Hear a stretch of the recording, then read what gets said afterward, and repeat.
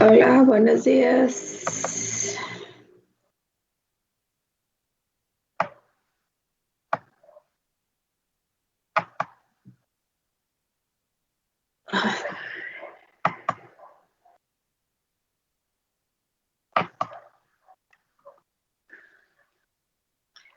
Buenos días.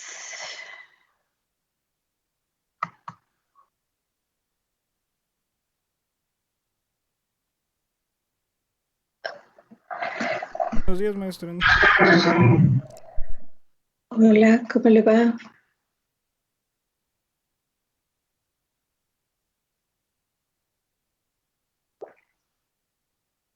Gracias. Aquí.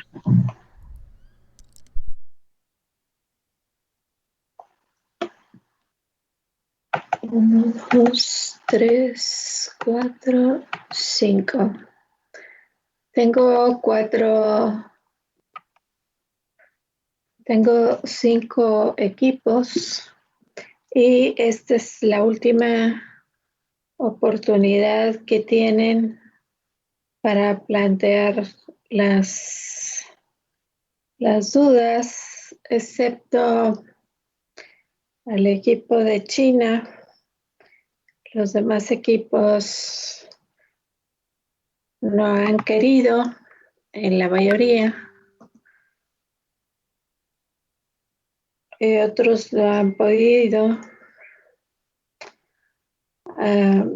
Este, 5 equipos van a tener hoy 15 minutos cada uno disponibles y no es opcional. No les estoy preguntando si quieren, es obligatoriedad. Y estoy viendo que las personas que están aquí ya están.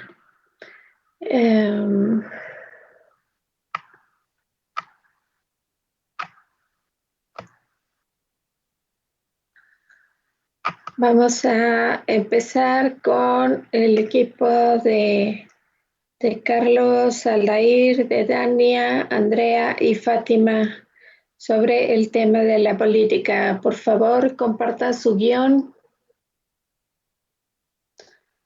para que se preparen. Luego vamos a continuar con el de Ruth, Andrea, Ana Paula y Dania. 15 minutos cada uno.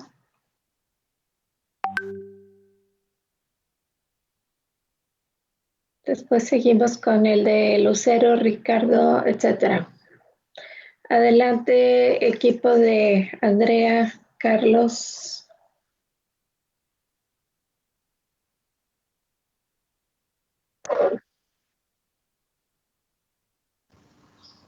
Un segundo, maestra, estamos buscando el archivo.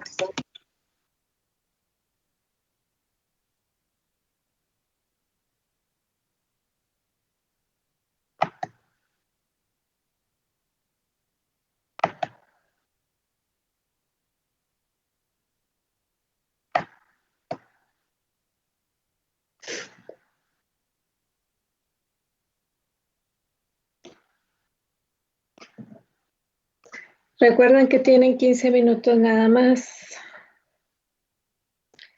para darles tiempo suficiente a los demás.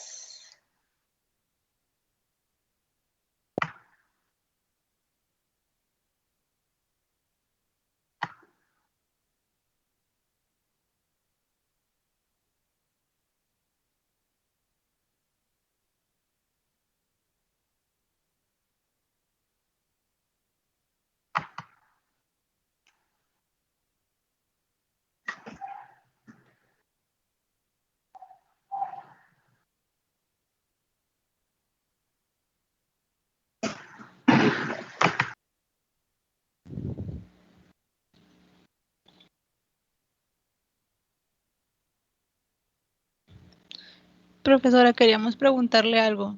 Es que, bueno, la compañera Fátima nos acaba de avisar que por ahora no va a poder entrar a la clase porque no sé si debería decirlo, pero me está diciendo que sí.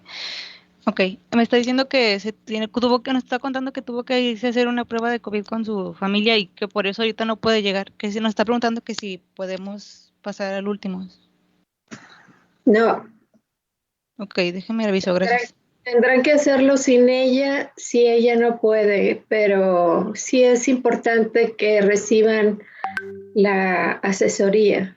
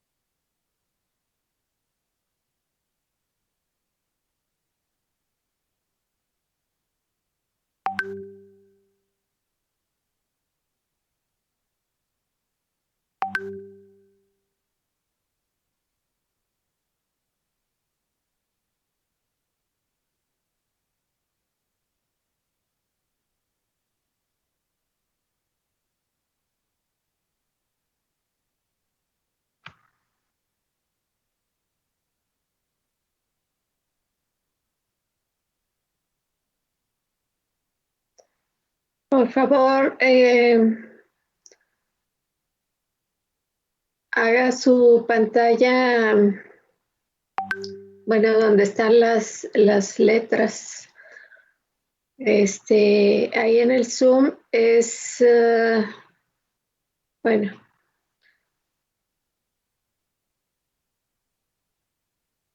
un poco más, por favor.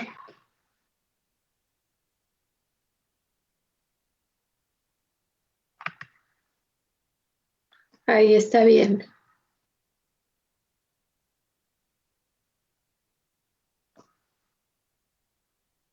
Ok, bueno, básicamente lo que hicimos nosotros ahora fue, bueno, usted nos sugirió, nos reunimos en equipo y ahora sí nos dimos cuenta de que debíamos replantear nuestra idea o nuestra tesis y eso fue lo que hicimos. Nos pusimos de acuerdo para ver cuál sería la idea que mejor se vende o que deberíamos dar a conocer y coincidimos en que nuestra tesis sería de que gracias a los movimientos y las organizaciones que lideraron las mujeres para poder conseguir sus derechos políticos, lograron algo, sin embargo, todavía tienen muchos obstáculos que enfrentar, porque, por ejemplo, su libertad de participar en la política se ha visto pues limitada al ser influenciada y manipulada por el género opuesto. Esa es nuestra tesis que planeamos difundir.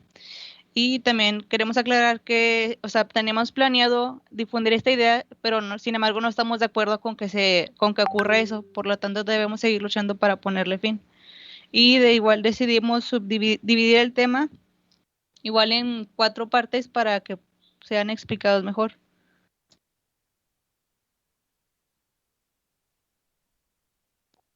Bueno, yo les hablaré de la primera parte, o de los inicios, por así decirlo, de los movimientos sufragistas que dieron paso a que las mujeres pudieran votar.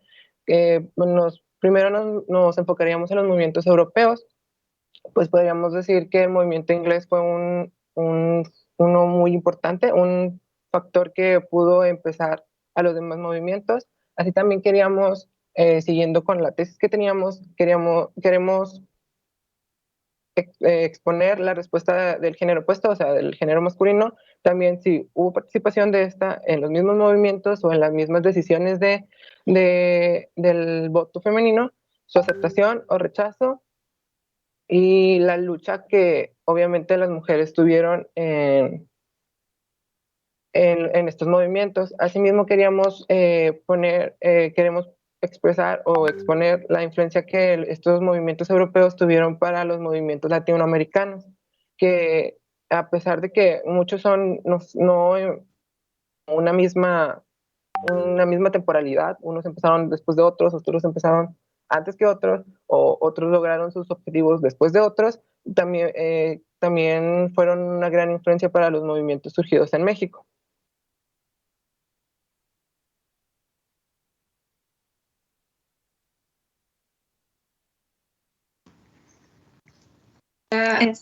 Para ahorrarles tiempo, porque prácticamente lo que están diciendo y lo que explican es lo que estamos leyendo.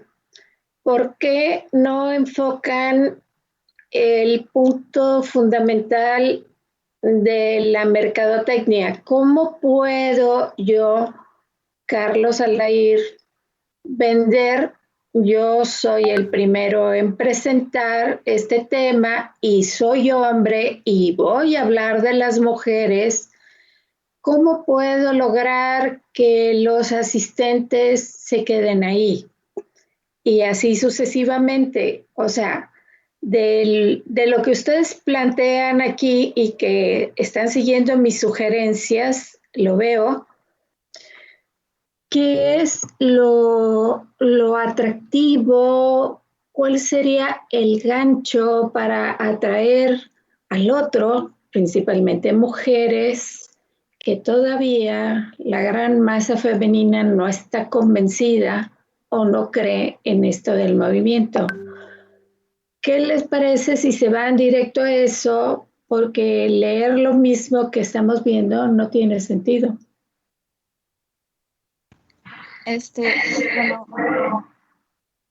Bueno,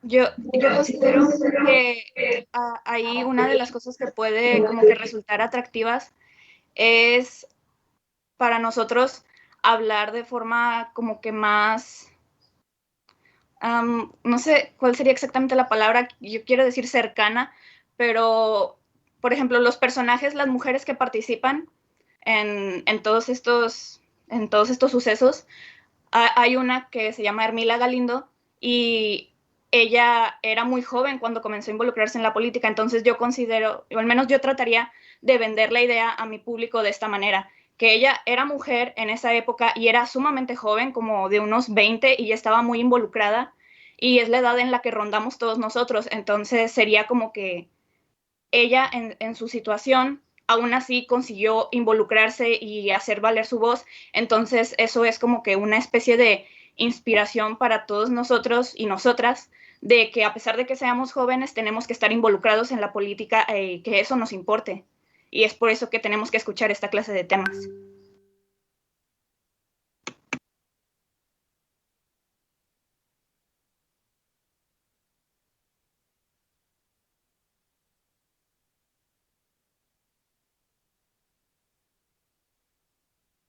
Alguien del grupo está apagando mi micrófono y no es la primera vez, entonces voy a escribir lo que están comentando y me parece que, por ejemplo, del tema 2 y lo que señala Andrea, es una excelente forma.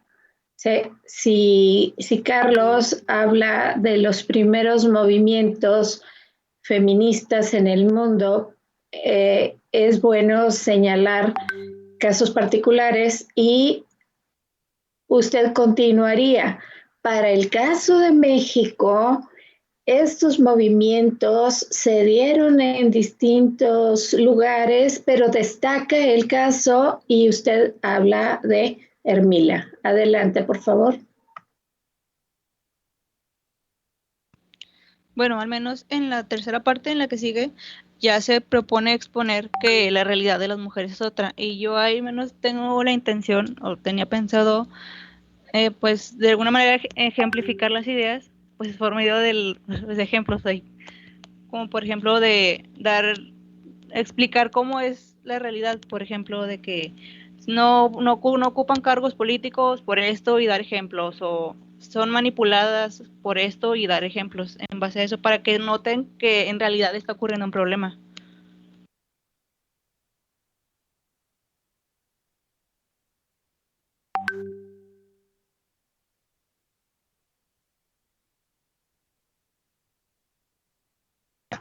¿Tiene ejemplos para ahondar o profundizar en este punto fundamental? Sí, bueno, estuve investigando y pues no sé si también nosotros, hay muchas personas que sepan que, por ejemplo, hay un término o que se le conoce como un fenómeno político que se le llaman las diputadas Juanitas, que por ejemplo a estas personas, lo que hacen los candidatos, que en base a las cuotas de género, que también iba a hablar sobre eso, también dentro de lo que voy a hablar. Por ejemplo, lo que hacen los partidos es que postulan a candidatas mujeres para ciertos cargos, y ya cuando obtienen cuando ya ganan, lo que hacen es que las obligan o les como que influencian a que rechacen, o que ¿cómo se les dice? Como cuando renuncian al cargo para que queden en el poder el suplente, que en este caso la mayoría de los que han quedado cuando ocurre este hecho son hombres.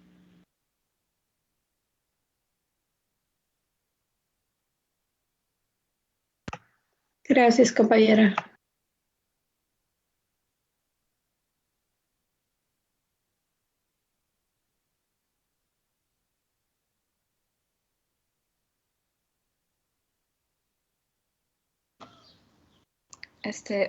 Pues sí, igual también, o sea, buscamos mostrar, porque por lo general en estos temas no se suele enfocar a los hombres.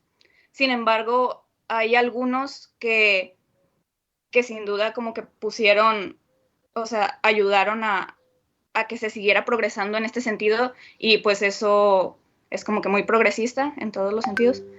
Entonces también vamos a mencionar a alguno que otro personaje hombre que, o sea, no vamos a profundizar en ellos, pero sí vamos a mencionarlo porque buscamos mostrar, o sea, es la pregunta principal de si la mujer, o sea, se logró como que por sí misma, o si fue una especie de, o sea, de que todavía la tenían controlada, o sea, porque los hombres le dieron permiso, logró esto. O sea, buscamos como que nada más mostrar hechos, o sea, sucesos que ocurrieron, y hacer reflexionar a nuestro público al respecto, e incluso se puede en el sentido de vender aún más, porque es algo que todavía podemos reflexionar a las cosas que están sucediendo ahorita en la política actual. Entonces, eso es como que una de las ideas principales que buscamos dar a entender, a conocer.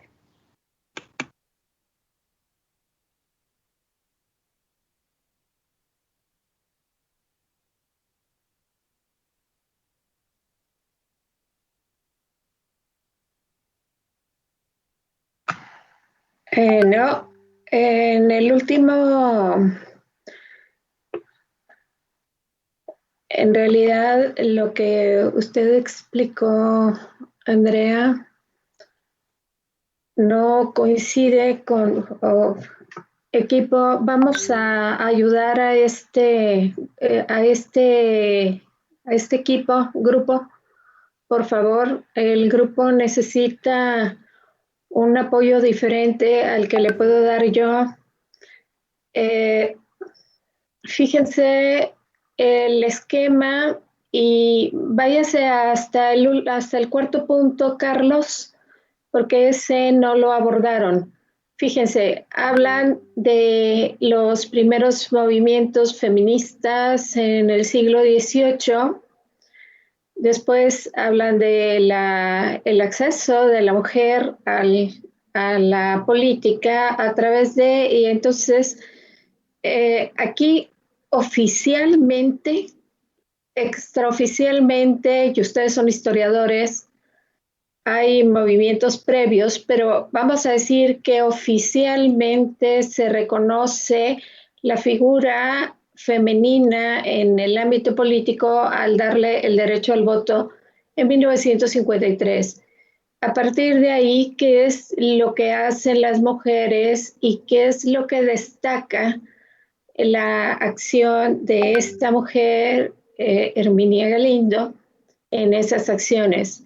Después señalan que, ok, ya no solamente tiene derecho al voto, ya se tiene derecho a ser votada, pero a pesar de que la ley dice esto, en la práctica se quiere mantener, fíjense, aquí no hay la palabra machismo, no. Es el, el control paternalista. O sea, los hombres somos los que sabemos gobernar. Sí, es el discurso. Y entonces de ahí la importancia de que al pasar del tema de una de las formas que todavía se mantienen en control la voz femenina en la ley, porque recuerden, se trata del poder y no solamente de las mujeres que van a hacer leyes, que esto es gravísimo para los hombres, que una mujer vote leyes. Bueno, una cosa es que las proponga y otra cosa es que las lleve a cabo. El llevarlas a cabo es lo preocupante y ahí es donde aparecen las famosas Juanitas, que liga al último punto que va a ser como el conformador de todo este proceso. Y entonces aquí lo señalan el sistema conservador. ¿A qué le decimos sistema conservador? A lo tradicional, es decir, al patriarcado político quiere mantener el control sobre las acciones ejecutivas, legislativas y judiciales, las tres. Les voy a dar un ejemplo terrible y así muy rápido para luego darle voz al grupo, por favor, y los que puedan aportar algo. Yo le estoy agradecidísima a cada uno de ustedes por el apoyo que puedan dar a este grupo en particular, porque probablemente sea el primero en presentar. Tenemos la idea de programarlo para el mes de junio, antes de que termine el semestre, si no pasa otra cosa. Nos están reduciendo el tiempo, la mayoría de los exámenes se están programando para la primera semana de junio, o sea, ya tengo programados exámenes para los días 3, 4 de junio, entonces no quiero dejar cabos sueltos, quiero que estos trabajos sean terminados y detallados para que estén listos para presentarse, pero este equipo es importante que lo presente solos y primero porque es perfecto para este momento histórico. Bueno, dicen que son elecciones históricas, yo no le veo lo histórico, a menos que hablen de que se hacen en medio de la pandemia, eso es lo único histórico. Fuera de eso, elecciones en Nuevo León que destaquen, no, hay otras elecciones que sí han sido históricas y tienen que ver con lo nacional, o sea, cuando se elige presidente, etcétera, hasta cierto punto, pero bueno, es el discurso político y estoy en conflicto con el discurso político. Este equipo debe terminar el trabajo primero que todos los demás, pero tienen una idea en algunos puntos muy clara y en otros no tan clara, pero el cuarto, ¿cómo podemos ligar todos esos procesos centrados en que sí, mujer, luchaste y ganaste, pero yo, patriarcado, mantengo el control? Aquí tiene que ver con el punto 4. Por favor, equipo, ayúdeme. Voy a ver lo que escriban. Maestra. Sí. Sí, quería preguntarle a qué se refiere con ligar ambos aspectos, ¿no? Digo, porque, bueno, a mi parecer, pues, siguen la misma corriente, ¿no? Pero igual tiene usted alguna idea específica en esa cuestión de ligarlos, ¿no? No sé a qué se refiere muy bien con esto. Sí, mire, el ámbito político mexicano ha sido obligado cuando leemos la historia de las mujeres, vemos las actividades femeninas en épocas previas. Yo tengo toda la información porque he trabajado sobre ese tema.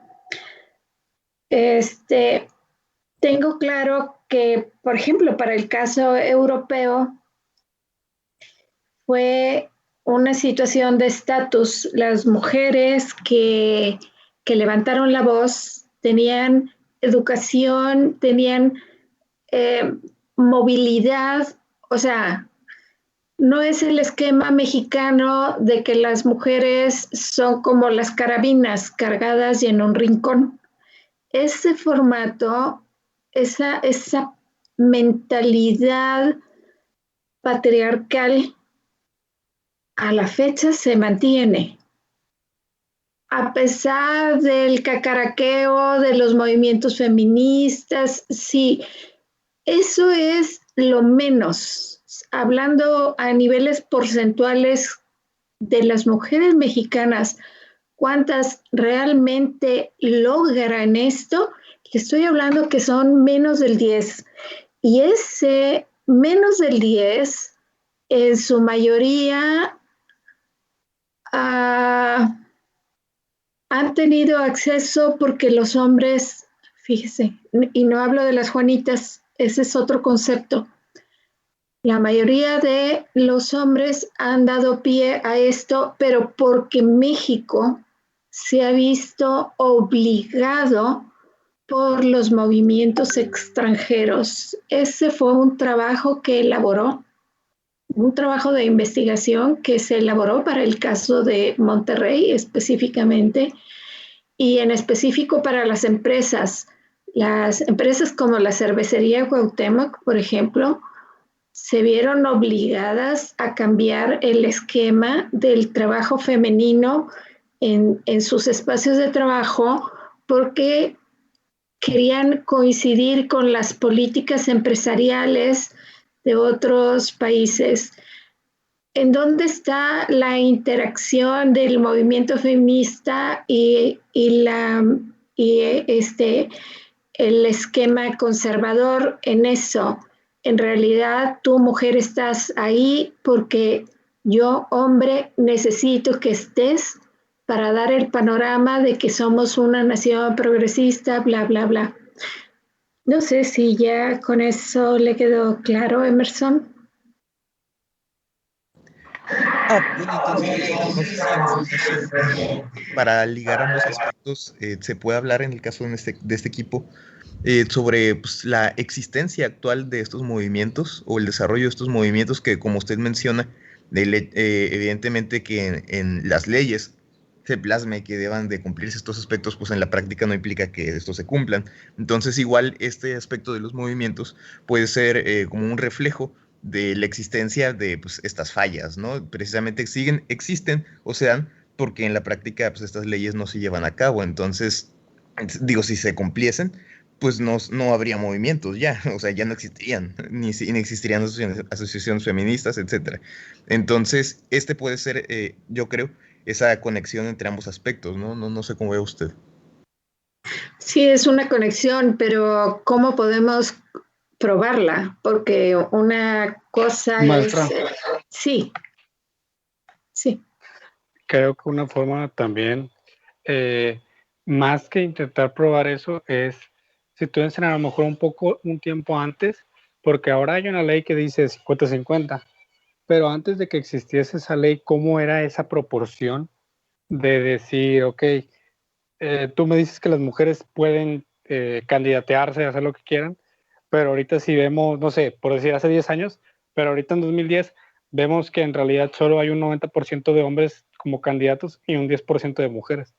Yo siento que a lo mejor en lugar de situarse en la actualidad, porque se supone que ahorita es 50-50, a lo mejor van a ser unos poquitos años antes y a ver de que, ok, esta ley se hizo porque antes en realidad la proporción de mujeres era muchísimo menor a la de hombres que se ponían de candidatos.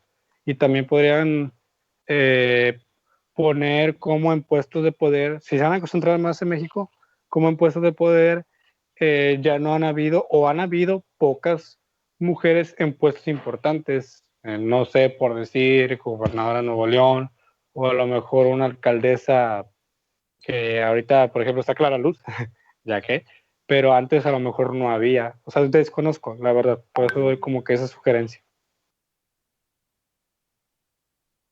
Sí había, y hemos tenido candidatas a la presidencia desde la década de 1980. Sí es conveniente que no se enfoquen en la política local, en el caso de Nuevo León, porque se van a meter en problemas con el aspecto de la paridad. Originalmente esa era la idea, hablar de lo general a lo particular, o sea, México, y luego terminar en Nuevo León. La situación de Nuevo León es políticamente en este momento es muy delicada en cuanto a que el Tribunal Federal o el Tribunal Estatal Electoral y el Tribunal Federal Electoral, que son los que deciden los procesos de legalidad de los partidos políticos en ese momento, han tenido muchos conflictos aquí en Nuevo León. Uno de los casos fue, por ejemplo, para el partido del PAN, que no dieron el banderazo de salida junto con los demás partidos políticos cuando se les da la fecha para que se liberen, para que empiecen a hacer campaña oficialmente. Extraoficialmente hacen lo que quieren, pero la fecha oficial es cuando les entrega el INE su carta de registro de que ya son candidatos y empiezan los movimientos. Para el caso del PAN, el Partido de Acción Nacional, que es hasta ahorita en Nuevo León, no es el único partido conservador, pero aquí es el que tiene el mayor control en cuanto al término conservador. A ellos no se les permitió arrancar en el mismo momento porque no estaban respetando la ley 50-50. Antes de que apareciera esta ley, esto fue después de los años 90, cuando se estableció que debía haber un 50-50, pero no se respetaba.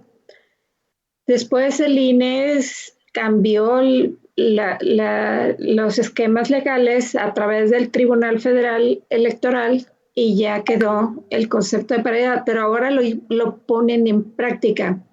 Bueno, acaban de bloquear otra vez la planilla de alcaldes de Nuevo León. Lo bloquearon y a los 3 días lo arreglaron. Porque seguía sin mantenerse el 50-50 de paridad. Ese es el problema. Estamos hablando de un partido y estamos hablando de un concepto que en la teoría se puede dar, pero en la práctica sabemos que ningún partido, ninguno, absolutamente ninguno, ni aquí ni en ningún lugar de México se respeta el concepto de paridad. Eso es lo más que han conseguido las feministas en el ámbito político. Pero aquí lo importante y lo que va a rescatar este equipo, y después de esto me voy a callar porque se acabó el tiempo para el equipo, pero todavía no concretan el punto fundamental.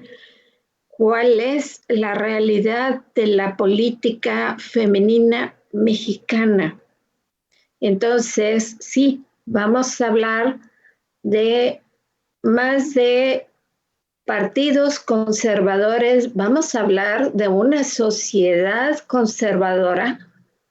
Entonces, ¿qué aspecto? Que ahí está la ley, pero no se pone en práctica.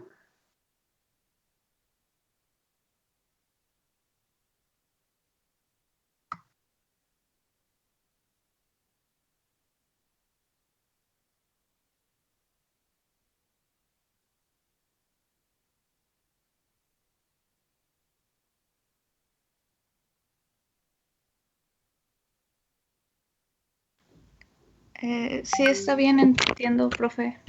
Creo que mis compañeros y yo vamos a checar eso. Reflexionar más. ¿No? Está muteada. Ya no tienen tiempo, compañera. Es que si todo el Se muteó. ustedes deben tenerlo más claro. Tiene que resolverse aquí ahora que estas pautas no son pautas. Ustedes están siguiendo mis sugerencias, pero no las concretan a señalar los aspectos de la mercadotecnia. ¿Qué es lo que voy a vender en mi discurso histórico? Y es una realidad que a pesar de la ley, en la práctica no se da. Y entonces ustedes aquí señalan, sí, el poder político conservador son mis palabras.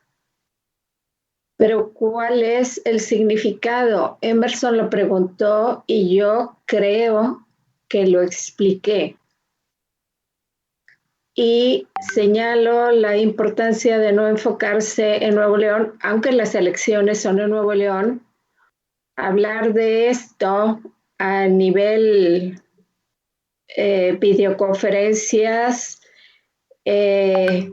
puede provocar ronchas en mucha gente, pero estamos trabajando desde el ámbito académico y no nos referimos a la situación actual o a las elecciones de este momento. Son las elecciones de el año pasado, de la época de López Obrador. Las elecciones de López Obrador son el mejor ejemplo de que en la mujer en realidad podrá tener voto, pero no tiene presencia política. Punto. Tiene voz, pero el mismo presidente la calla. Y no solo una vez. A mí me callan, pero está bien, yo entiendo que me callen. Hablo demasiado. Sí, y reconozco que es una de mis fallas. No, concreten cómo terminarían esta idea pensando que los resultados de la elección federal, no sé, ya cumplió 3 años López Obrador, creo que sí. Hace 3 años, la última elección, ¿cuál es la evidencia de este concepto de el derecho de la mujer a representar a la población mexicana, no las mujeres, en el ámbito político como gobernadoras, alcaldesas? Estoy hablando del poder ejecutivo. En el poder legislativo sí podemos ver el 50-50, entre comillas, y en el Poder Judicial definitivamente eso no existe. O sea, no hay la misma cantidad de magistrados y magistradas. No, claro que no.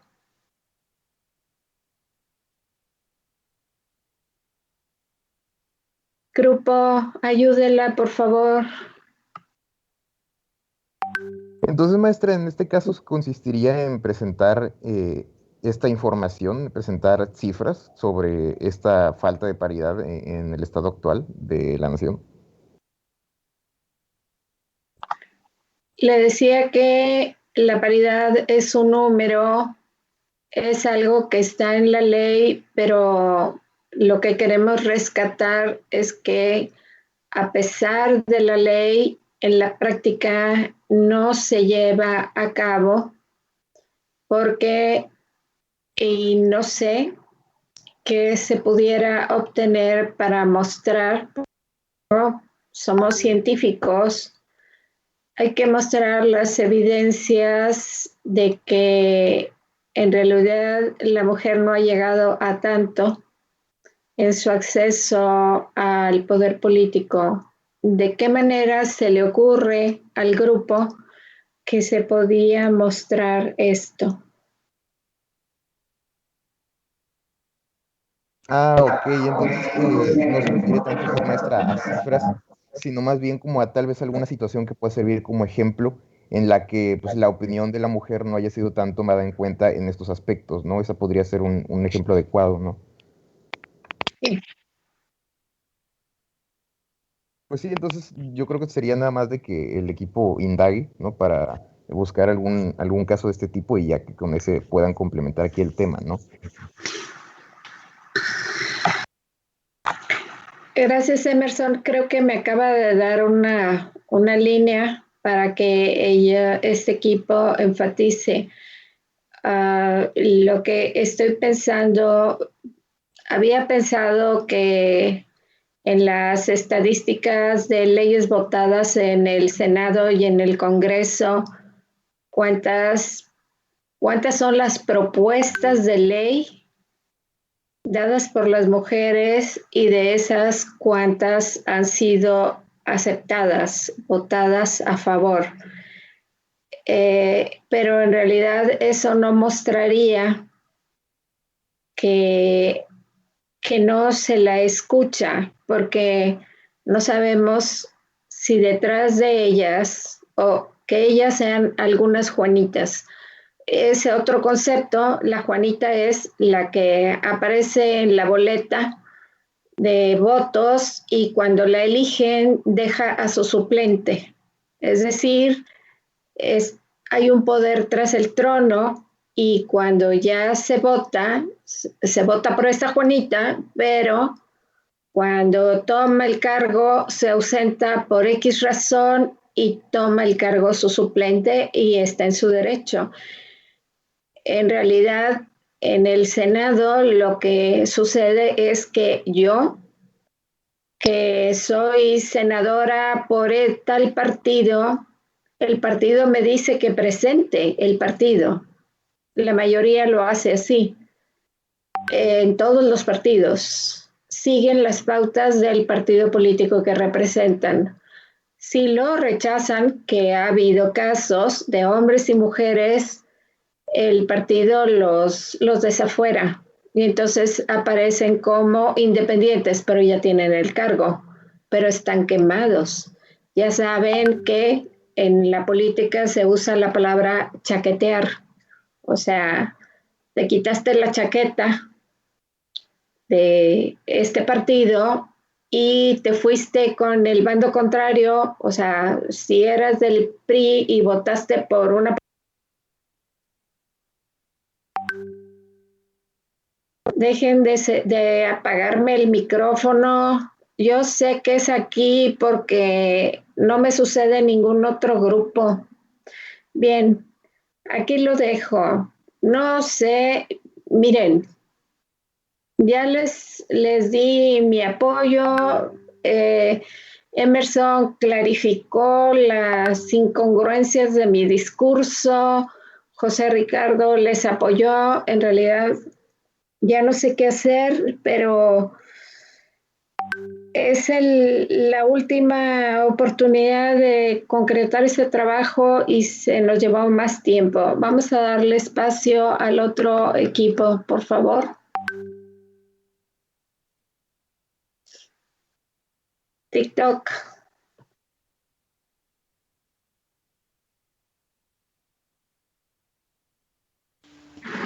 Sí, maestra, estamos esperando a mi compañera en compartir pantalla.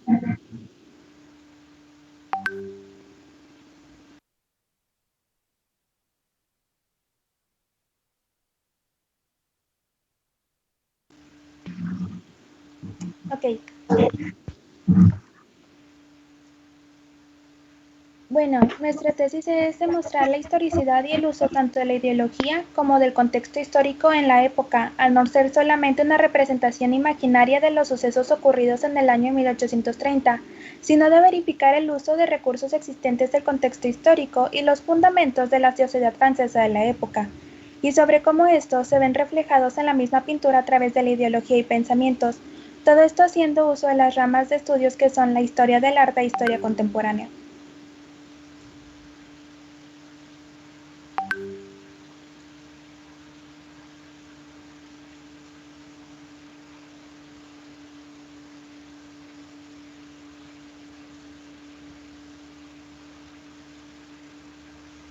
Bueno, lo que usted nos recomendó fue que redujéramos los antecedentes un poco porque entrábamos muy de lleno en lo que era la Revolución Francesa de 1789.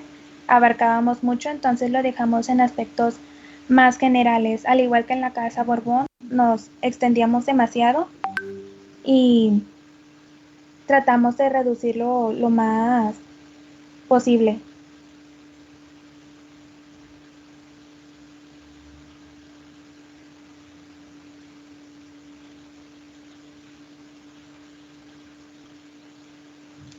Otra cosa que también añadimos o modificamos fue ver cuál era el papel del arte en la sociedad de 1830 para explicar la importancia que tenía este. Y ya finalmente otra modificación que hicimos fue, en lugar de describir las pinturas, de poner las técnicas y de describirlas, usted nos recomendó que hiciéramos cuál era lo fundamental, lo evidente y lo intencional en ellas, e hicimos una comparación entre las tres sobre qué era lo que las tres tenían, basándose en la ideología y pensamientos de la época, para después. ¿Puedes bajarlo un poquito más, Ani, por favor?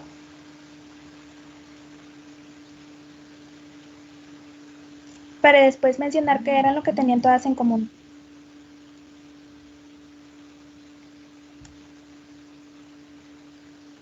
No sé si alguna de mis otras compañeras de equipo desea hablar.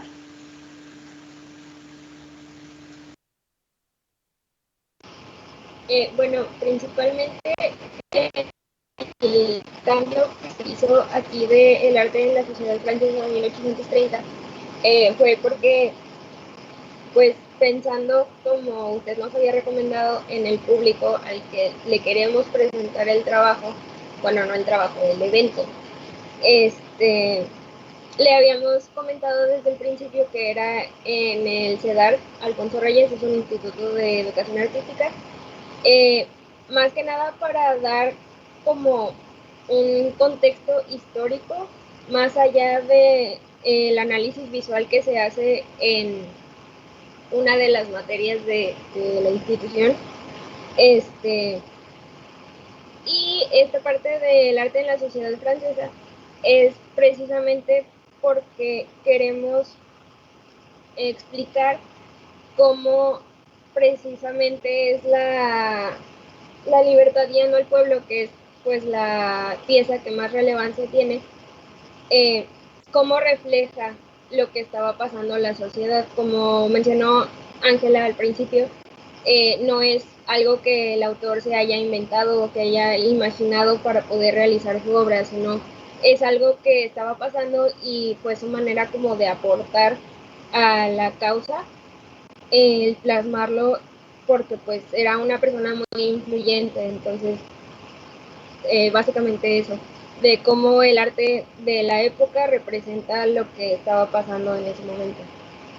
Y ajá, lo queremos presentar en el Instituto de Artes, bueno, en el Centro de Educación Artística, porque yo le había comentado que yo soy exalumna de ahí y no vemos tanto el trasfondo histórico de las piezas, sino es más un análisis visual. Entonces, pues es eso. No sé si alguien más quiere hablar.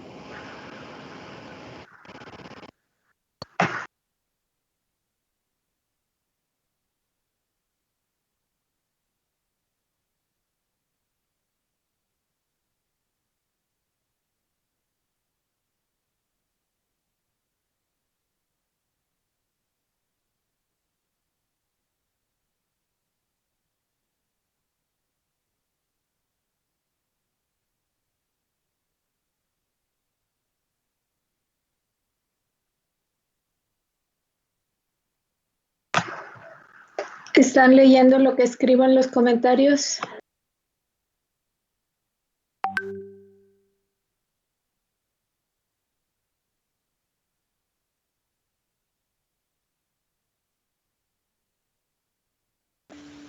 Sí, profesora.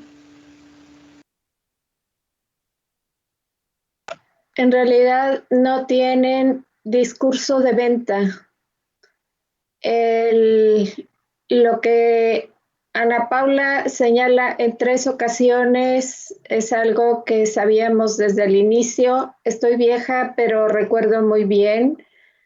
Sé que explicó que era egresada de ahí y la justificación para hacer el evento, la justificación, las bases teóricas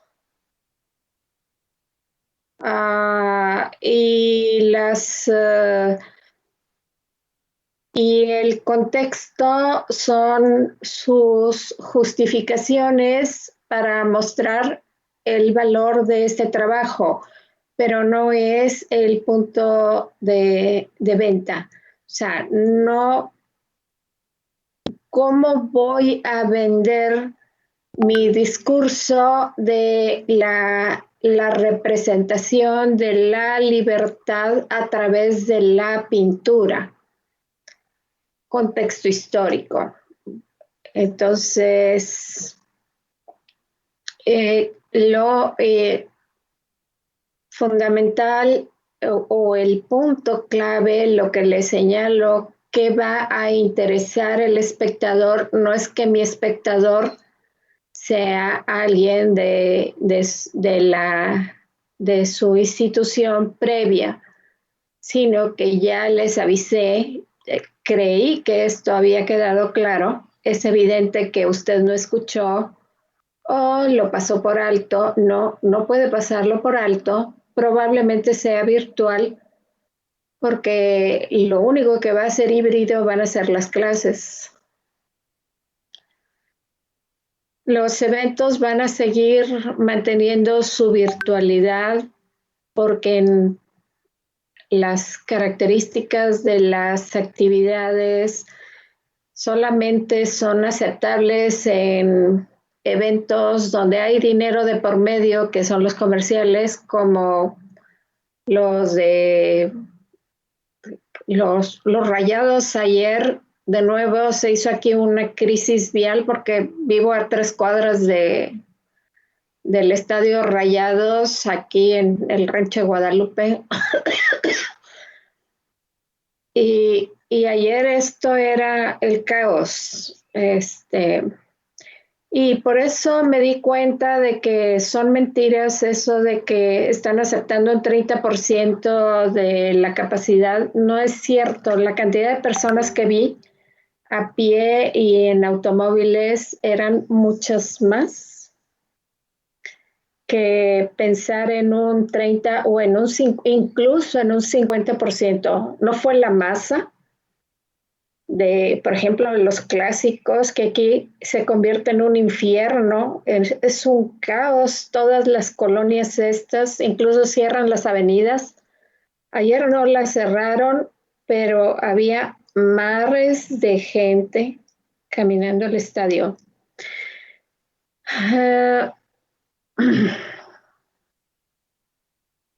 Concretando, lea por favor, Ana Paula. Estamos hablando de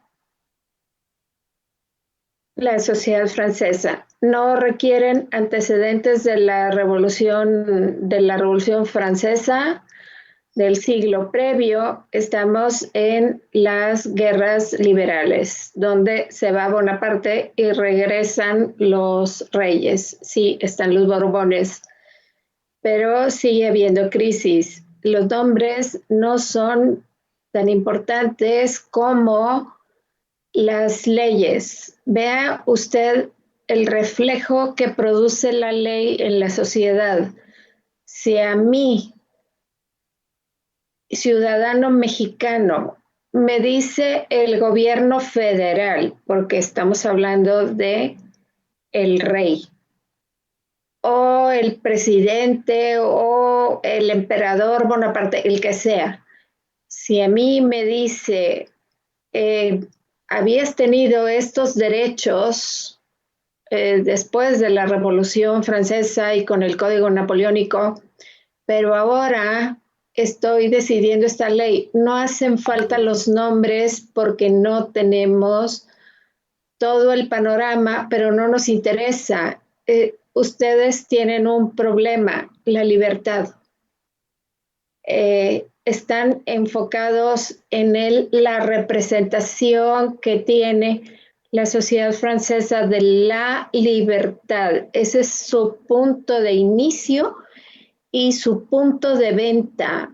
Van a demostrar cómo la poca libertad que tuvo el pueblo llano, como así se le llamaba en la Revolución Francesa, el pueblo llano llegó a tener libertades que jamás había tenido antes de y durante los totalitarismos de los reyes. Había un control absoluto de la nobleza y del clero en paralelo. Después ya no va a ser el clero, va a ser únicamente la nobleza, pero la revolución la hace la burguesía. Entonces ahora cogobiernan gobierno y burguesía. Viene Bonaparte, que no es político, es militar, pero tiene una idea más clara de que las cosas no están funcionando así y de ahí aparece la idea de libertad. Céntrese en ese esquema, la libertad en el panorama de las decisiones legales. Eso es lo que les interesa del contexto. Cuando yo menciono aquí sociedad francesa de 1830, ese es su punto de partida. ¿Cuál es el contexto político? Pasaron por un movimiento revolucionario que luego se modificó, que fue sangriento, etcétera, pero la sociedad francesa de 1830 ya había disfrutado de ciertos aspectos de libertad que contienen esas leyes que llevan a que la sociedad rechace los cambios. Esto es, hay un contexto político que es la sociedad de 1830 ya pasó por todos estos cambios por primera vez en su historia, en la historia de Francia como nación, desde que era el reino de los francos. Cómo vive la sociedad en este momento y cómo disfruta del concepto de libertad. No dejen la palabra libertad jamás. Y cómo es representada en el arte plástico específicamente. Aquí se centran únicamente en la pintura. Va a haber esta representación de la libertad a través de la música, a través de distintas formas, pero a ustedes les interesa la pintura, se lo llevan de lo político a lo social y a lo artístico. Lo que tienen que concretar es lo que van a hacer con la representación del arte a través de la libertad. Y entonces, ¿qué dice?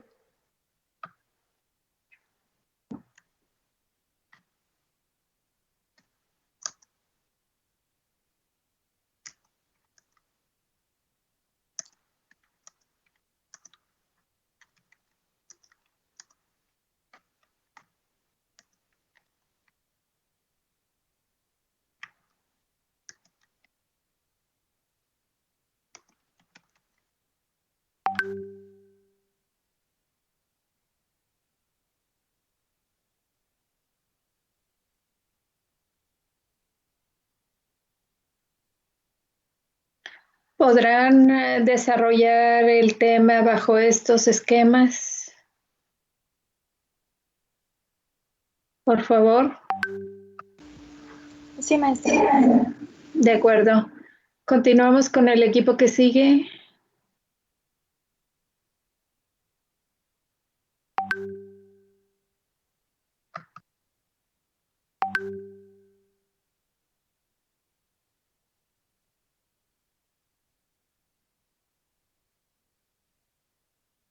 Permítame proyectarme. Discúlpeme.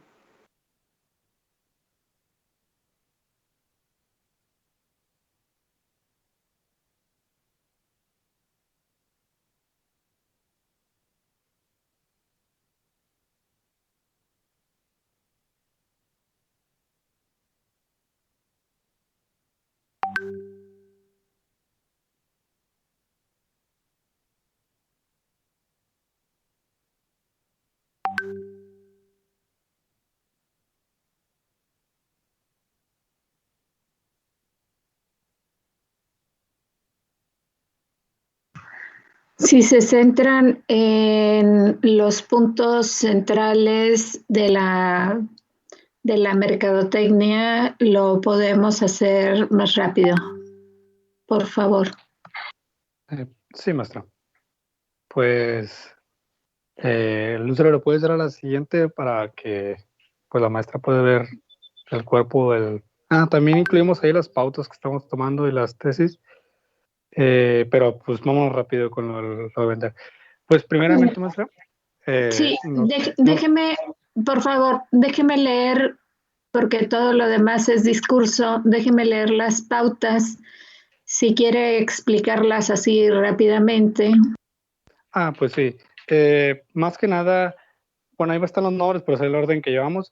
Yo me centraría en hablar cómo se encontraba la situación de Monterrey desde un enfoque social y económico y demostrar cómo existía una crisis o un problema económico antes de la llegada de la industria y ya después nos estaríamos dividiendo respecto al obrero y a cómo cambió la zona de la ciudad.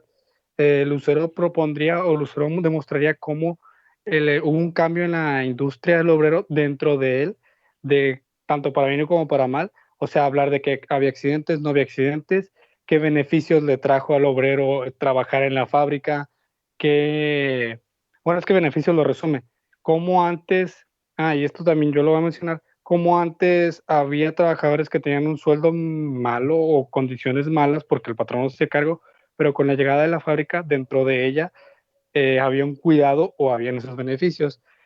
Carolina se iría a las particularidades de la vida del obrero, es decir, cómo gracias a que podía tener un empleo más o menos estable y con condiciones y un salario también más o menos estable, podía tener unos cambios de vida distintos respecto a otros trabajadores, que tampoco también queremos hacer ese énfasis cómo benefició la industria al obrero y a la ciudad, pero también hablar de los blancos oscuros, o sea, cómo benefició, pero cómo llegó a perjudicar, porque ahí para eso va Elías. Elías hablaría de los movimientos obreros que existieron, en los cuales estos se manifestaron en contra de tales o cuales actitudes dentro de la fábrica. Y por último, después de centrarnos todo esto, Claudia serviría a modo de cierre para decir, ok, esto pasó en el tema social, ¿cómo benefició ahora el tema industrial, o sea, con cervecería y fundidora, obvio, a toda la ciudad? O sea, ¿cómo se logra esa transformación, primero de la persona y luego de la zona? Le quisimos dar un énfasis más social para demostrar de que, ok, así estuvo y cómo terminó. Sí, no, mire, desde aquí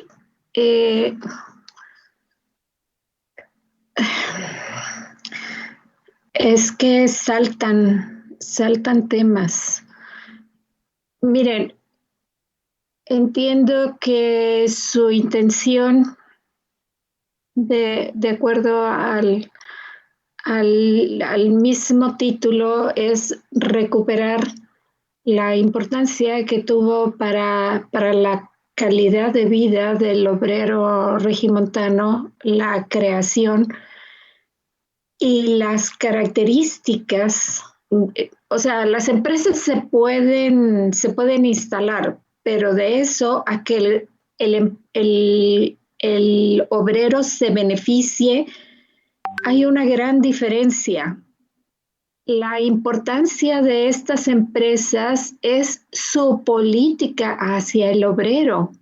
O sea, ellos obligatoriamente, porque no existía la Constitución de 1917 ni el artículo 123, donde decía al trabajador le vas a hacer trabajar nada más 8 horas al día y bueno, no existía el salario mínimo entonces, pero las condiciones legales no están establecidas y sin embargo ambas empresas le dieron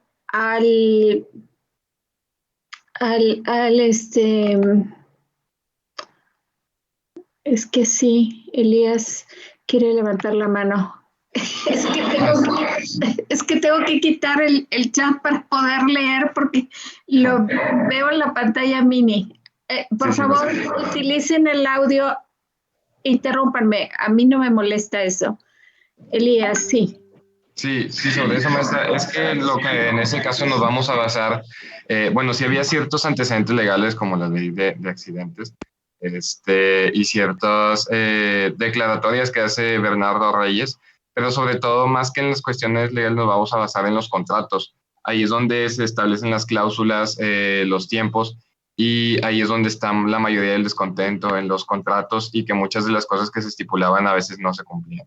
Entonces, esa es nuestra base principal del sustento de las cosas establecidas que había ese descontento. No, compañero, usted no ha leído suficientemente el contexto histórico, porque yo estoy al tanto de eso también. El gobierno de Bernardo Reyes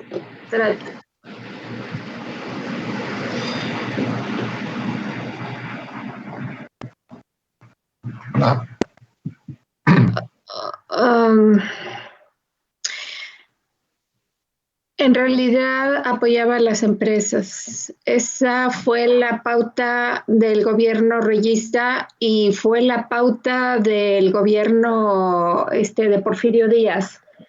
Lo que pasaba aquí sucedía en todos los estados donde se dio el proceso de industrialización. La gran diferencia fue el sistema político taylorista que desarrollan estas empresas. Empezó con estas empresas y continuó con la empresa vidriera. No fueron muchas, pero varias empresas van a tener esta característica: llevar más al obrero más allá del simple pago de su salario. Esos beneficios que incluyeron los centros como la cooperativa Acero, la cooperativa Cuauhtémoc y Famosa, etcétera. Eso es de estas empresas nada más. Y no había leyes todavía, leyes federales.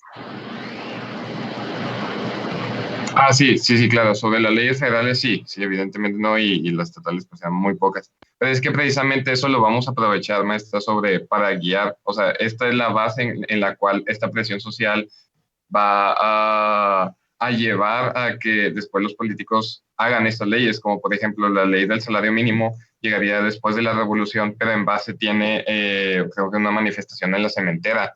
Entonces, también Bernardo Reyes iba a hacer una ley jornalera, que fue la que de cierta manera le generó desconfianza a Porfirio Díaz. Entonces, aunque haya o no haya, eso es lo que nos ayuda a dirigir este estudio respecto al estilo de vida del obrero, que estaba esa presión. Hubiera leyes o no hubiera leyes, porque le digo, nuestra base no es tanto esa, sino es más los contratos. Y de hecho en la vidriera, sobre eso, maestra, sobre los técnicos alemanes, en las fuentes que consultamos, que está Javier Rojas, por ejemplo, ahí, claro, se reconoce que presionaba mucho a los obreros, pero también uno de los descontentos es porque una de las cláusulas estipulaba que el 5 de mayo iban a descansar los obreros. y no se lo dieran. Entonces ahí es un ejemplo de cómo en base a algo establecido no se cumplía. Y hay otros ejemplos que toco ahí en la lectura, que ahí pues están los argumentos. De acuerdo, entiendo lo que dice. Me voy a basar en las pautas. Están hablando de sindicalismo. Los sindicatos están prohibidos durante el gobierno de Porfirio Díaz. Los sindicatos están prohibidos. Esa es la razón de las grandes masacres aquí, sobre todo en las empresas textiles de la época del Porfiriato. No existen sindicatos legales, están prohibidos. Como quieras, se reúnen en esquemas sindicales, pero una característica de las empresas de Monterrey es que no tienen sindicatos. Entonces, me voy a las pautas. Ricardo, si va a establecer las características de Monterrey, no es previo, es a la hora de que cómo es la sociedad política, económica en el momento en que se crean la cervecería y la fundidora. Punto. Sí, maestra. Es que es previo, pero en realidad son 3 años a lo mucho. Es pues sí, del 87-90, porque está un poco complicado encontrar todo precisamente en ese año de fundación, y también porque hay muchos datos que son muy interesantes que son por decir, del 87, 88, 86. Por eso lo tomo desde antes, porque si me voy directo a los 90, voy a ignorar los aspectos sociales que nos marcan otras tesis y otros trabajos. Obvio, sí, también se menciona lo económico y lo político, pero nos estamos centrando en lo social, ya que ese es nuestro enfoque, y también no dejamos de lado lo económico, eso sí. Creo que su punto de venta, de acuerdo a la intención del trabajo centrada en el beneficio que trajeron estas empresas a la calidad de vida del obrero, es destacar la característica que trajeron estas empresas en su esquema laboral, sin la idea de la obligatoriedad a través de la ley y a través del sindicato. En ese momento, el ofrecerle al obrero, quizá no inicialmente, solamente le pagan su salario, pero a medida que se van estableciendo y manejando puntos y que se da el crecimiento, recuerde que desde la visión del empresario voy a entregar esta cantidad de dinero y no sé si voy a ganar o voy a perder. Eso es lo que se juega todo empresario al invertir. Entonces, quizá en los primeros años no se vea esto, pero para 1900 ya se ve. No quiero que avancen más allá porque Elías se centra en aspectos y en temas de la década de los 30 y década de los 40. Yo quisiera que se centraran no en los temas, sino en un punto central. Digo, no en el panorama, sino en el obrero, sin sindicatos, sin leyes, o sea, el obrero. Entonces, vea usted la incongruencia o el salto del tema. Primero, las características del Monterrey y luego los tipos de accidentes dentro de las fábricas y las medidas para evitarlo. No. Después de mostrar las características de la sociedad regimontana en el momento o 3 años antes, de que puede ser incluso 10 años antes, esa es la característica de la sociedad, del obrero, de la gente que trabaja. ¿Qué sigue?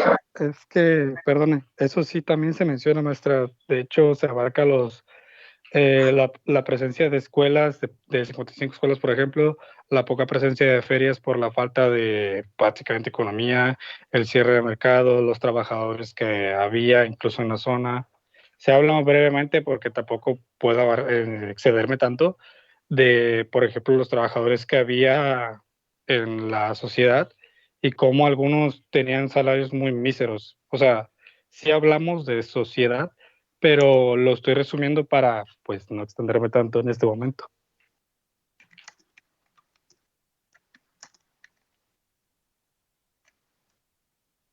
No, no aborde ni escuela ni nada de eso. Es que Pero si nos... queremos decir que la industria transformó y benefició al obrero y a la ciudad, sí es bueno que sepan que antes había muy pocas escuelas con a lo máximo, por ejemplo, Colegio Civil en sus mejores tiempos con 203 personas y que luego Lorena al final establezca que ahora Colegio Civil puede tener muchas más personas y que hay más profesionistas saliendo porque hay un desarrollo en la ciudad y que el obrero puede mandar a su hijo a estudiar.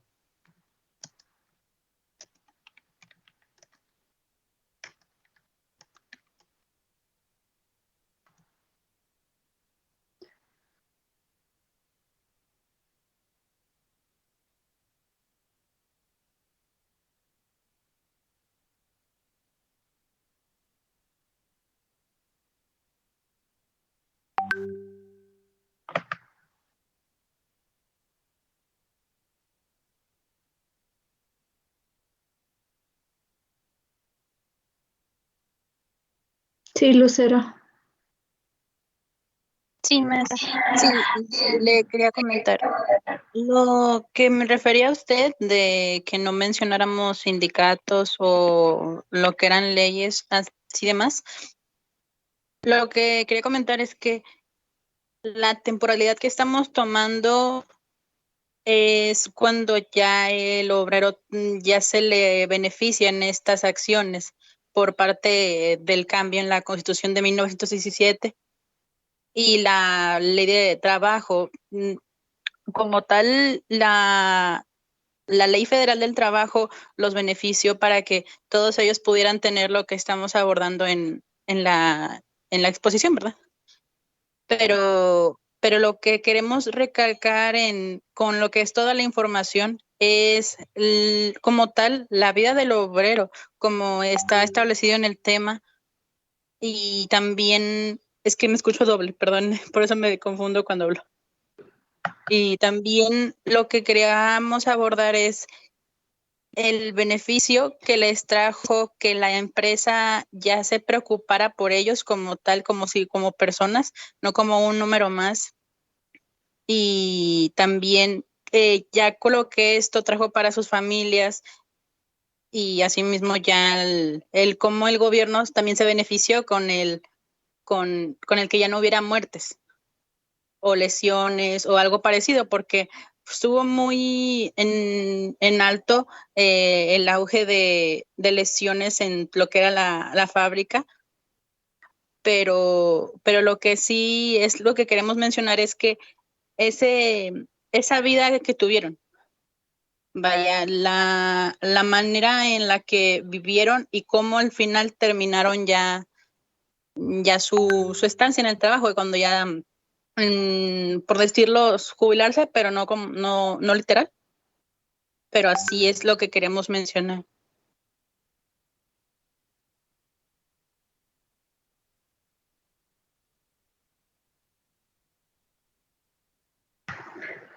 No sé si les queda claro lo que les expliqué con lo que señalamos ahorita y con lo que escribí. Entiendo sus reservas y la importancia de ir más allá del contexto, pero se saldrían del punto focal. Si ustedes quieren ampliar el ámbito hacia, sí, no son las primeras escuelas las de las empresas, pero en términos generales sí se puede hablar de cómo es la sociedad donde el obrero tiene poco acceso al trabajo, etcétera. O sea, son trabajos, pero por ejemplo, el salario de la empresa textil es una miseria comparado con el salario de estas empresas. Ese es un aspecto. Pero en realidad, si ustedes se enfocan en esta idea en torno al trabajador y cómo se beneficia su calidad de vida a través de, y entonces cómo la empresa protege a sus trabajadores dentro y fuera de la empresa. En realidad es su punto neurálgico y es el desarrollo de todo el proceso que están elaborando. ¿De acuerdo? Sí, maestra. Disculpe, sí, sobre eso, precisamente, pues es lo que estamos manejando. Entonces, solamente para aclarar, si acaso aquí lo que usted nos recomienda es más que nada cambiar la redacción de las pautas, y el orden, de cierta manera, para que sean más lineales. Pueden manejar la redacción de las pautas, pero yo me estoy enfocando en el contenido porque señalan aspectos de sindicales, aspectos de accidentes laborales, señalan el panorama fuera de las empresas y yo les digo, en realidad no es tan importante la sociedad, sino cómo vive la gente, el trabajador, cuál es el contexto del trabajador. Vamos a ponerlo de manera más clara. ¿Cómo trabajábamos antes de la pandemia? Ese era nuestro contexto. Ahora estamos en otro esquema. Bueno, transformen este discurso a la sociedad sin la cervecería y sin la fundidora. Era una sociedad que estaba limitada a lo que el mercado laboral ofreciera en ese momento. ¿De acuerdo? Ok, maestra, muchas gracias. De acuerdo. Continuamos con otro equipo.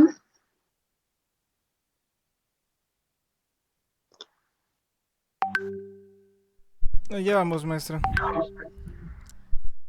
Ok.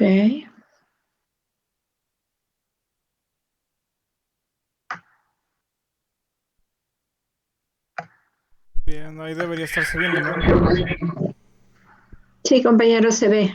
Bueno, pues somos el equipo de Birmania. Sobre la mercadotecnia, pues bueno, lo primero sería el título, que lo intentamos hacer de la manera, o sea, de la manera más llamativa que pudimos para que bueno, o sea, realmente aquí lo importante es combinar el título con esta pequeña introducción que tenemos al principio del trabajo para que funcione como el gancho a la hora de hacer la presentación, donde narramos como que brevemente lo que va a ocurrir el día de las protestas principales en Birmania. Una vez terminada esa introducción con el título, pasamos a lo que sería nuestra tesis y justificación del trabajo, que aquí lo que vamos a intentar hacer para llamar la atención es sobre todo hacer paralelismos entre las manifestaciones del 68 en México y las que va a haber en Birmania, porque son en cierto grado bastante parecidas al ser manifestaciones de estudiantes y que van a tener como propósito reclamar contra el gobierno en turno.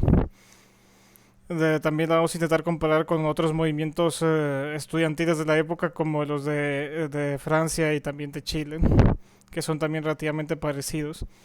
Incluso más después, cuando vamos a hablar del budismo en Birmania, ahí también podemos hacer una comparación entre el catolicismo en México, porque tienen ciertas similitudes en el sentido de que ambos tienen, digamos, poder político, pese a que no son instituciones políticas, debido a que pues moldean la forma de pensar de la gente, así que eso también puede servirnos para intentar, sobre todo lo que queremos hacer es empatizar con la gente, o sea, más bien que ellos empaticen con el tema y que sientan que no es algo ajeno, sino que es algo pues más o menos con lo que se pueden identificar en cierto grado porque pues en general son protestas que se inician porque la gente tiene miedo o incertidumbre por el futuro, algo que se puede dar en tiempo, algo que incluso se siente en tiempos actuales y que pues bueno, que justamente es otro de los mensajes que que podemos dejar en claro en esta presentación, que así como esto ocurrió hace muchos años, pues tranquilamente puede volver a pasar y que el entender esta clase de temas nos puede ayudar a analizar nuestra sociedad actual para saber si podría ser que estamos encaminados digamos, a un futuro parecido o si podríamos llegar a caer en una situación de similar magnitud respecto a protestas sociales o inestabilidad política.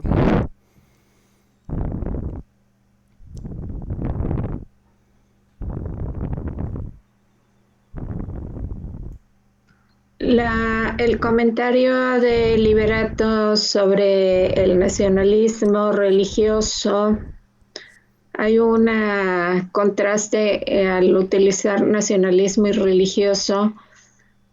El nacionalismo es en función de que soy birmano y la religiosidad de que soy budista son en realidad aspectos diferentes. Pero el nacionalismo y la represión hacia la religión van a formar parte de la crisis económica. Lo que están señalando es que los problemas económicos, aquí es diferente. Se está hablando de la influencia religiosa sobre el descontento político. Influencia religiosa en el descontento político, para que lo identifiquen bien, pueden manejarlo a nivel interno. Es lo que sucedió en México con la cristiada. La iglesia se opuso a las leyes constitucionales desde 1917, pero cuando se llevaron a la práctica con el radicalismo de calles, la iglesia y el Estado se cortaron mutuamente. Fue cuando se cerraron las iglesias, se prohibieron los matrimonios católicos o en las iglesias, etcétera. Si eso lo están representando para el caso de Birmania y están justificando que parte de la brutalidad de los líderes políticos contra la sociedad se debió a que la sociedad seguía el liderazgo religioso más que el político, es una representación diferente. O sea, hay un conflicto que ustedes pueden señalar, es económico. Pero esta crisis económica es utilizada, por decirlo de manera incorrecta, pero dar la idea, es utilizada por los líderes políticos para levantar a la gente en contra del gobierno establecido. Cualquier gobierno lo rechaza. Aquí lo hizo Calles, allá lo hicieron los líderes. Y entonces aparece un partido político, pero en realidad ese partido político, ¿hasta dónde funcionó? Aquí la cuestión no es la historia. ¿Dónde está la pauta? Arnoldo.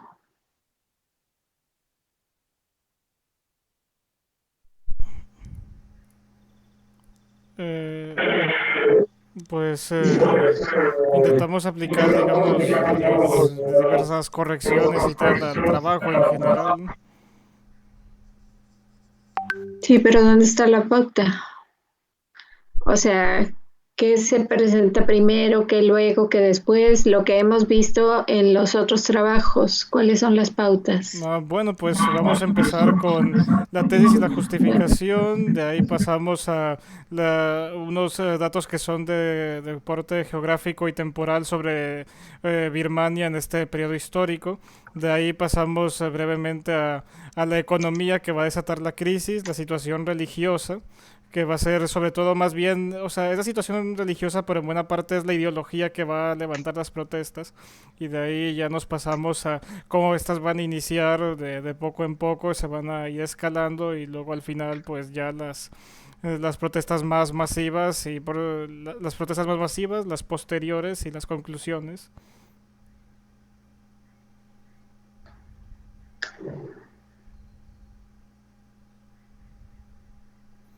De hecho, bueno, para tener un poco más estructurado, aquí tenemos el índice al principio. ¿De acuerdo?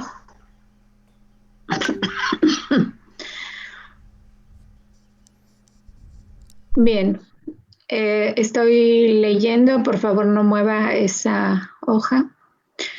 El punto central es, o sea, lo que ustedes están tratando de difundir es los sucesos del verano del 88. Detallan los aspectos, en realidad no podemos manejar tantos contenidos, ya lo vieron ustedes con el trabajo de China. El primer trabajo que presentó el equipo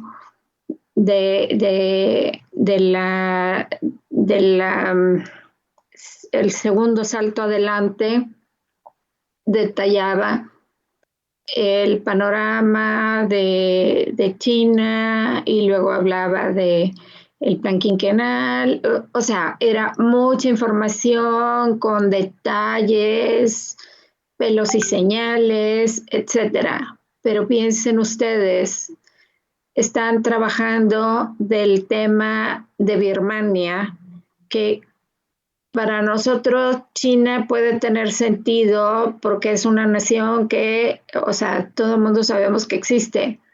A Birmania lo más probable es que la mitad de las personas ni siquiera identifiquen que es parte de Asia. Recuerden que es presentación virtual y tienen que definir un panorama concreto, especificar espacio físico y luego cuál es el contexto en el momento del verano del 88. Ya lo hicimos con el trabajo previo sobre el concepto de libertad. No se trataba de la Revolución Francesa y las imágenes no corresponden a la Revolución Francesa, entonces no vamos a hablar de ella. Vamos a hablar de ese momento. Sí, estoy viendo en la introducción, o sea, están dando la temporalidad, la situación, o sea, nos están diciendo cómo es Birmania, en dónde está ubicada y todo, pero es algo muy general a lo que le deben dar menos tiempo. Hagan de cuenta, si tienen 40 minutos para presentar esto, la introducción se da en 5 minutos y los demás temas pueden tardarse 10. Pues 8 sí, días. por eso lo tenemos planeado. De hecho, o sea, todo lo que es esto de introducción, tesis, justificación y temporalidad, eso no debe estar planeado para durar más de 10 minutos. Donde empieza el tema importante, por así decirlo, es en la situación religiosa, que ya es un poco más, ya se alarga un poco más porque es la ideología de las protestas. Y luego una vez ya empieza acá en el verano y es del 88 donde se empieza a alargar. Que por cierto, el trabajo original sí ya estaba demasiado extenso, así que lo recortamos hasta ahora ya 2 veces. La segunda versión nos quedó más resumida que esta, pero se nos hizo demasiado corta. Era apenas de hecho, en comparación era de como 2000 palabras, así que decidimos añadir algunos cuantos elementos de la versión original sin alargar lo demás, y es esta versión que tenemos aquí. No le mueva la hoja porque me marea cada vez que la mueve, como la veo muy chiquita y traigo los lentes puestos donde mueve la hoja, me mareo. No la mueva. Aquí veo todo el contenido como está. Detalles. En la introducción, el énfasis va a ser únicamente en la situación económica y religiosa enfocada al poder que tienen los líderes religiosos sobre la sociedad y al sufrimiento de la sociedad. Una sociedad que sufre económicamente por situaciones previas o políticas mal elaboradas, pero también que es muy religiosa. Esas son sus pautas para conectarse con lo que sucede. ¡Ay! ¡Ya no la mueva! Perdón, le di clic por accidente. ¡Ay! Ya sé. Bueno, no me convencen el incidente en la tienda de música y las protestas, pero es su decisión y bueno, sí, se Que nos acabó el tiempo. esa parte es curiosa porque ahí la manera como lo intentamos enfocar es como que ocurre un incidente que es cualquier cosa, que es básicamente que unos policías, o sea, no, ocurre un incidente entre jóvenes y hay un caso de nepotismo y ya, pero van a protestar unas cuantas personas y un policía entra con super brutalidad y de la nada lo que parecía simplemente un incidente que es cualquier cosa, escalan a protestas en cuestión de una semana, protestas a escala internacional, digo, a escala nacional. De acuerdo, no tienen tiempo y tienen un examen, tienen prisa rápidamente. Hay que subir el material, pero a ustedes les digo, necesito pautas. Estas ideas sí, pero focalizadas en pautas, la del trabajo anterior no estaba bien organizada o las pautas no tenían el contenido adecuado, se corrige y se sube para que les pueda ayudar. En la retroalimentación van a recibir el apoyo. Muchas gracias, pásenla bien. Es usted. Gracias, doctora. Gracias.